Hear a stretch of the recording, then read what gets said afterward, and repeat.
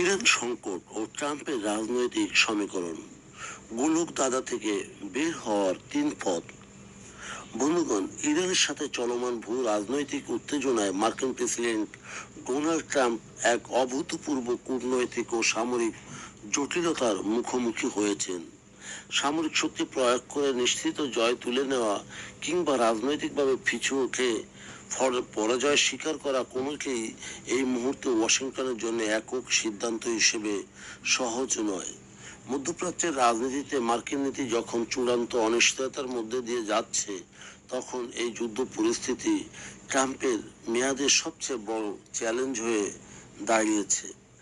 সামরিক কৌশলবিদ ও আন্তর্জাতিক সম্পর্ক বিশ্লেষকদের মতে সার্বিক পরিস্থিতি জটিল হলেও সংকট এমন কোনো পর্যায়ে পৌঁছায়নি যে যেখান থেকে লাগাম টেনে ধরা সম্ভব নয়।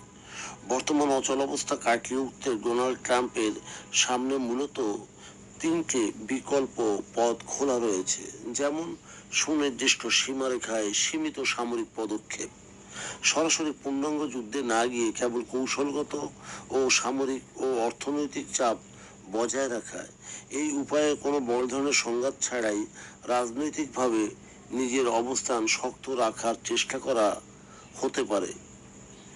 মধ্যস্থতার মাধ্যমে কূটনৈতিক মীমাংসা, তৃতীয় কোনো নিরপেক্ষ দেশের মাধ্যমে তেহরানের সাথে আলোচনার পথ উন্মুক্ত করা, পরমাণু চুক্তি বা আঞ্চলিক নিরাপত্তা সংক্রান্ত বিষয়গুলি নতুন করে আলোচনার টেবিলে এনে সংঘাতের স্থায়ী সমাপ্তি ঘটানো। অর্থনৈতিক নিষেধাজ্ঞা ও দীর্ঘমেয়াদী কৌশল, সরাসরি সামরিক উস্কানি এড়িয়ে কঠোর অর্থনৈতিক অবরোধ ও রাজনৈতিক চাপ অব্যাহত রাখা, যাতে মধ্যপ্রাচ্যে প্রভাব বজায় রাখার পাশাপাশি নতুন কোনো সরাসরি যুদ্ধের ঝুঁকি এড়ানো যায়। ভবিষ্যতে আন্তর্জাতিক রাজনীতিতে যুক্তরাষ্ট্রের অবস্থান এবং ট্রাম্পের নিজস্ব নেতৃত্বের মূল্যায়ন অনেকটাই নির্ভর করছে এই 3 পথের মধ্যে। ওয়াশিংটন ঠিক কোন পদক্ষেপটি বেছে নেয় এটি তার উপর নির্ভর করছে। বন্ধুগণ, যদি আমাদের এই তথ্য গল্প আপনার ভালো লাগে তাহলে লাইক এবং শেয়ার দিন, এবং এখন আজ আমাদের সঙ্গে থাকার জন্য ধন্যবাদ।